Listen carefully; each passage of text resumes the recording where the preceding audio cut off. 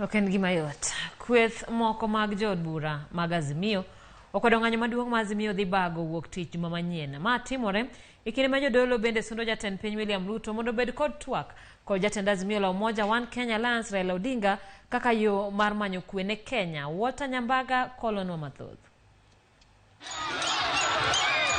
Manaka odong' dala ariyo to kweth mar Azimio la Umoja One Kenya Alliance donjo dier boma Nairobi kod ng'anyo margi. Moko kuom jo od bura mag ODM to kerore gi chien kod ng'anyo makamano kendo kwedo ng'anyo mag Azimio. Kaka wabedo kaendi wato to kwabidhi e ng'anyo kendo watemo kwayo jogo ma watelo negi e bunge mopogore opogore mondo gimbe kigidhi e ng'anyo. To wakwayo ni jogo madwa ng'anyo juma manyien gitime gi kwe maonge mibadhi, maonge gik makelo koko, ketho mwandu kata miyo jomoko ngima gi lal. Jood bura wacho ni kit ng'anyo makamano gin mana mag rocho chenro mag dongruok e kinde ma piny Kenya yulo kod dongo chumi.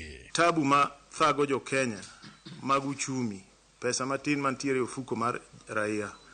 Ok wanyal loso tabugo mwamany yore manyalo konyowa ka ji ok obedo piny, ma ji ok okelo paro mopogore opogore.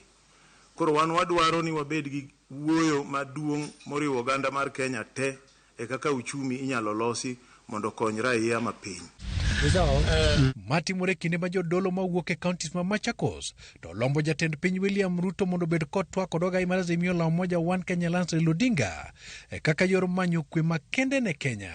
Gharama vitu vimepanda, hali imekuwa ngumu katika hali ya kimaisha. Bwana Raila aweze kurudi chini na kukaa na president wetu wa kitaifa, serikali yetu ya taifa Bwana Ruto wakae chini waweze kuzungumza. Maandamano hakuna mazuri ambayo italeta. E kaunti ma Nandi, jodolo mamoko bende onyiso luoro margi ponono ng'anyo maket kod manoendo obiro dhi nyime pachoka. Tunaambia pia Wakenya wadumishe amani.